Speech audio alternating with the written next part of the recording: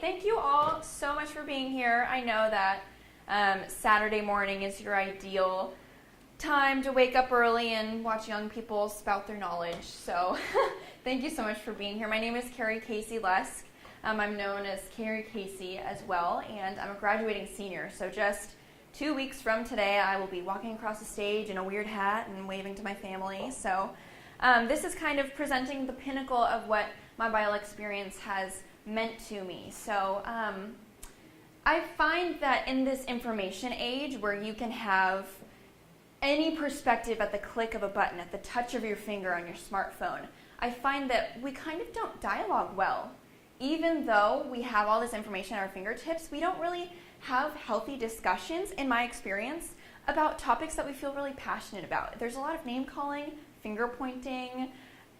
Sometimes it gets ugly, especially on the social media. I know that I've been there. So through my time, I've kind of cultivated an idea of practical points of how to dialogue well with people that you kind of don't want to be nice to. But you know what? I think as Christians, we're called to be nice, and we're called to understand, and we're called to ask good questions. So journalism and being at Biola has really helped me to address this topic, and I'd love to share with you. So your question could be, who the heck are you talking to? Who does this apply to? Well, I just want to say that I am speaking to the journalists in the room because they are called to ask good questions and have good connections, become momentary experts on subject matters that they probably aren't very familiar with people that probably make them feel uncomfortable given the situation.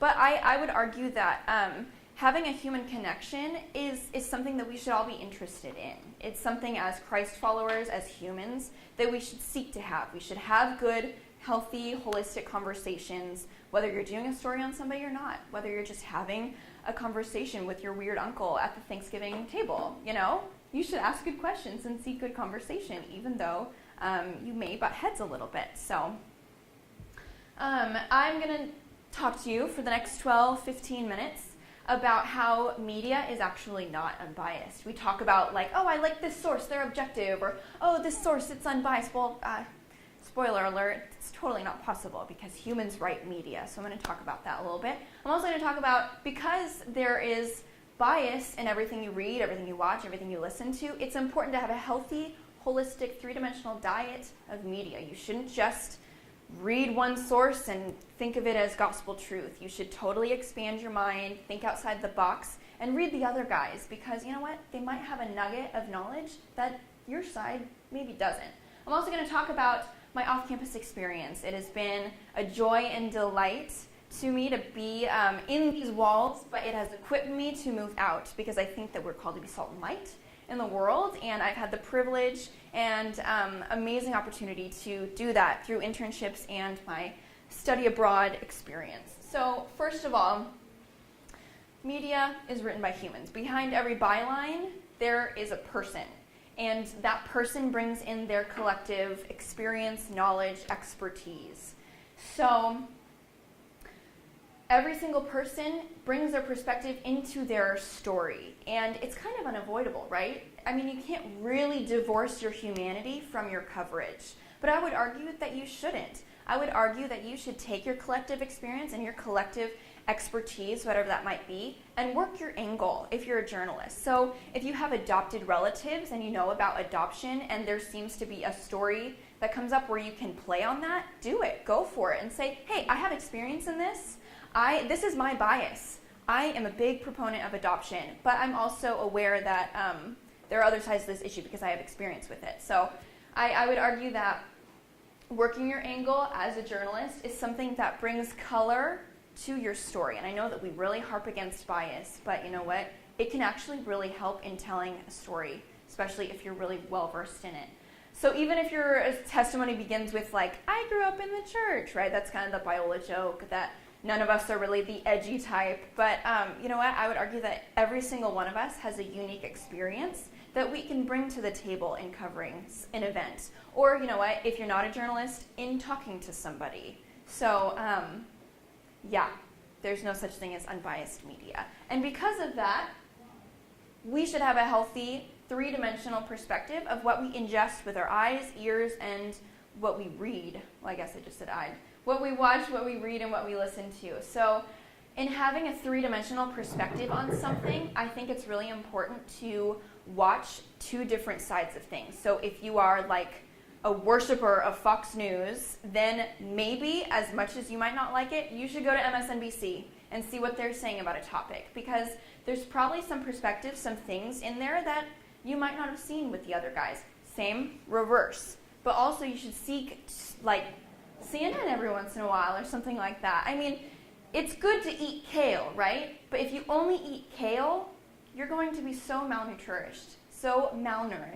So I would argue that having a three-dimensional diet of news is like having a healthy diet of food.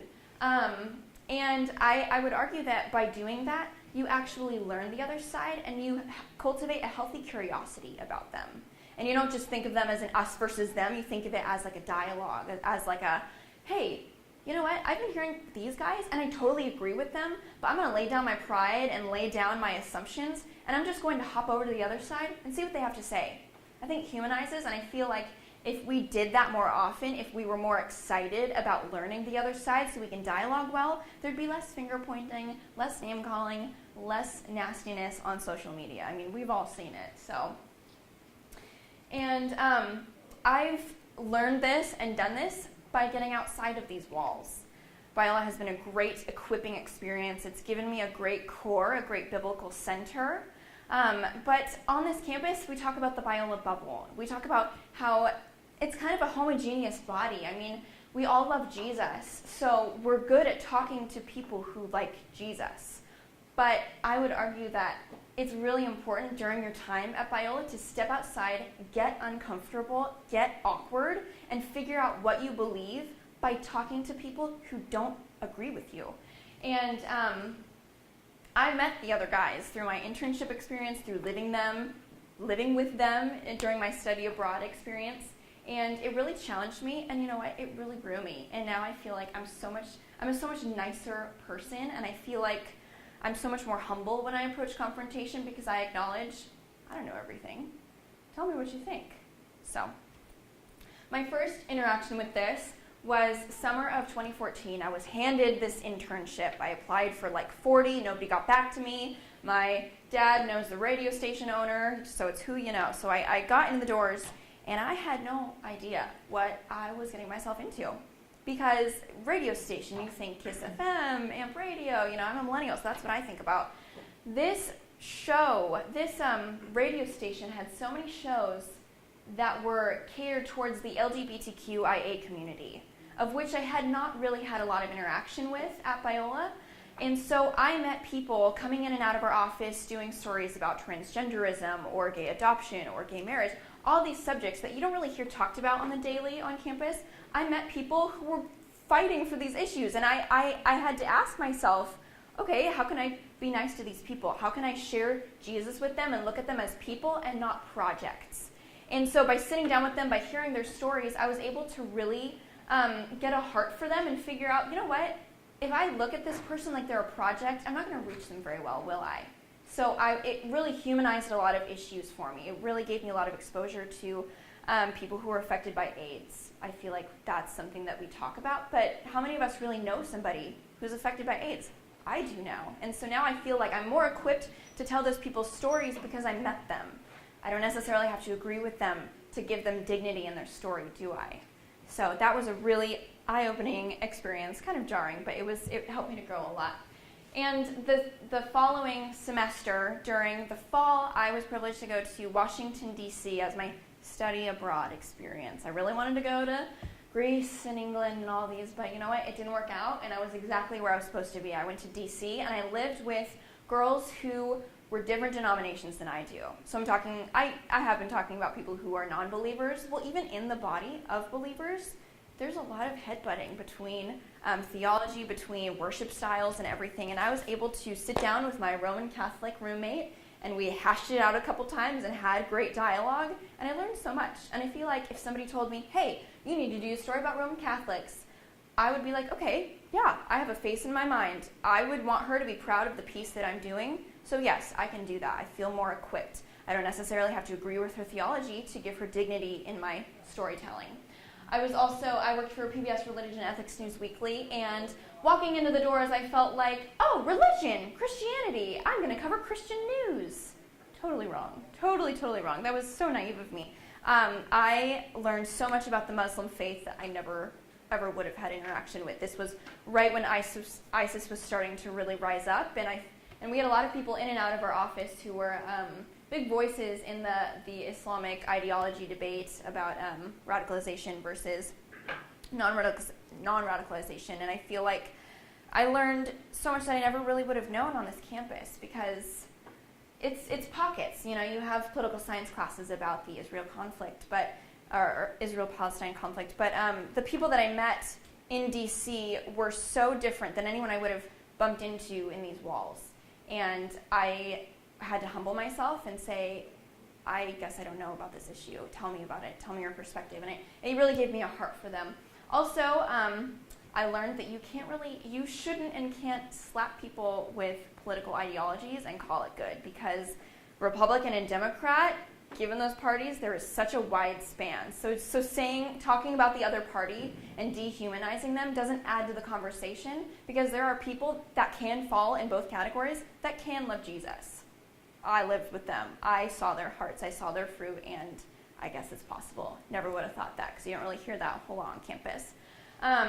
Also, I got to be up close and personal with some politicians and congresspeople and see their hearts for the church in politics and see their hearts for their own interests in politics, and it really humanized them for me. So we think of DC as this big city on a hill where people aren't really people, they're kind of robots, making legislation. That's totally not true. These people have families, they have spouses, they want to make their country proud. They don't always, trust me, they don't always, but they are people too, and I think that they deserve dignity when we cover them or talk about them at the Thanksgiving dinner table. And my last experience was at Fox News Channel. I mean, you may have recognized me on TV. Here I am in the corner. It's my ponytail, and there's my face. There's my face. I know. I'll sign autographs later. But it was so much fun to be able to sit feet away from people. That's Trace Gallagher. He's an awesome man, and he is so friendly. And he's a really good reporter, too. He can just, whip it out like that. I'm so impressed. So my experience at Fox was really eye-opening as well, and it kind of solidified all these things that I've been thinking about, context-seeking, and how do I humanize people, and how do I give dignity to the other side, even if I don't agree with them. And my experience kind of solidified the need for that, because not everybody in the office is interested in what I'm telling you. Not everybody in the office would say, yeah, I want to give them a fair shake, and I want to cover the other side with dignity. And in interacting with those reporters and correspondents, it kind of solidified, no, I think we need more of this. I think we need more of this in media. I think it would really humanize the discussion. I think it would really cater well to viewers. And I think that finger pointing should just have a rest. So I was able to really see how rare it is for people that are up in national news to think like I do. And I'm like, okay, I'm so naive. Of course, I'm going to be jaded by the time I get there. But you know what? I pray to God that I'm not. I have the power to decide that for myself. And also, I learned a lot about humility. I was asked back to, I was a college associate in the spring semester, and I served the newsroom really well. I asked what I could do. I was kind of an asset. And I didn't act like a know-it-all intern, which is always a bad idea. So they asked me back for the summer, and I got to work 35-hour work week. I was helping to produce for the Kelly File, Gretchen Carlson Real Story, and all these other shows that I never would have gotten to interact with if I hadn't have sat down with those producers and reporters and been like, hey, tell me your story. I'm interested in what you have to say. So that was really awesome. And I also got to go to the Oscars, which was so cool. Not inside the auditorium, but I was on the red carpet and shot a really shaky stand-up, but it was still so cool. And I was at the Long Beach Harbor, and anyway, it was awesome. Took lots of selfies. It was great. So I hope that a little nugget, a little 20-something knowledge nugget that you get from this, or a little pearl of wisdom, is that you're excited about maybe potentially getting to know people that you totally don't agree with, that make you feel really uncomfortable. I hope that what I've told you in the last 15 minutes has given you a little spark of, hey, maybe I should have more of a connection with people instead of calling them names on Facebook comment threads. Like, maybe I should ask them questions about what they believe instead of just saying, you're stupid, you're wrong, I don't want to know what you think. Just saying. And I want to leave you with this really spiritual image of what this might look like in your life. Okay. Has anybody ever had boba before? So I used to hate it. I've grown to love it. And in thinking about this, of like, what does this look like in real life? Think of a boba ball, right? Firm at the center, but soft on the edges. So in interactions with people, I think about like, how can I be a boba ball? Firm at the center. My beliefs are not shaken, but the way I interact with people has some give and take, flexibility, forgiveness, depending on who I'm around. So I hope that that is a little nugget of help to you. It's going to be frustrating. I got in some squabbles with people as I was trying to figure out, like, how can I love them better? How can I talk to them like real people and not just slap them in categories and with labels and things? Like, with my roommate, I'm sure that she would say, she was mean at first. Because I was like, Roman Catholicism? No! But then, you know what? I figured out, hey, this is not an enriching conversation. And I sat down with her and I was like, Jo, tell me about your life. Tell me about what you believe. Let me grapple with it a little bit. Let me sit with it. Let me figure out what I think. And I think that the best example of this, Jesus, right? Sunday school answer, Jesus. He sat with people that he obviously didn't approve of, agree with, or, champion their lifestyle choices. But he still sat with them. He still talked to them. And he still treated them like human beings. So I think that we have a lot to learn from that. And ultimately, the takeaway is that there are 3 dimensions to people. All right? I mean, it's so easy in a confrontation, in an interview, in a conversation to look at somebody and only think about what's going on right in that moment. But I think that the takeaway is that people have contexts that they come from. They have backgrounds. People don't believe things on accident, do they? You don't. You didn't just decide, hey, I think that I am really convicted about this for no reason at all. So why is it fair to assume that other people are that way too? And I'm not saying that we need to agree with them, but I'm saying that it's so important to talk to people and give them dignity and grace and respect, because if we really want that for ourselves, then we should model that, shouldn't we? And especially in media, I think it's important to champion those conversations in the newsroom and not just cover the surface. Because if we only look at people like they're 2-dimensional figures, we'll never be tempted to get curious and break below the surface and figure them out and learn more about their lives and see how we can apply it to our own and love them better and give them dignity with our storytelling. Thank you very much for listening.